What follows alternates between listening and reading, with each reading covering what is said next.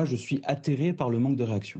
Et pourtant, malgré ce que vous énumérez, le système démocratique américain tient toujours. Pour vous, il reste extrêmement fragilisé ou il restera solide? Les États-Unis sont en train de passer dans la catégorie qu'en sciences politiques on appelle l'anocratie, c'est-à-dire cette zone grise entre une démocratie et une autocratie.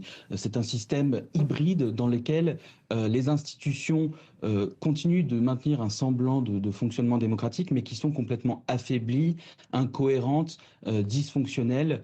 Et aujourd'hui, on arrive à un système où même les élections ne sont plus compétitive, juste et équitable. On parlait à l'instant du redécoupage de la carte électorale, mais on pourrait parler aussi de toutes les manœuvres qui ont lieu pour limiter ou pour entraver le droit au vote.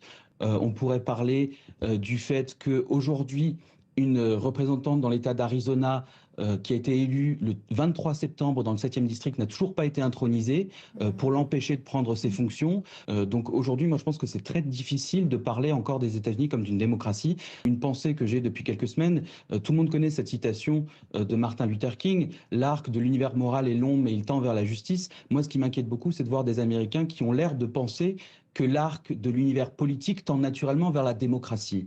Je suis tout à fait en accord avec le président Obama quand il dit que la démocratie n'est pas auto-exécutoire.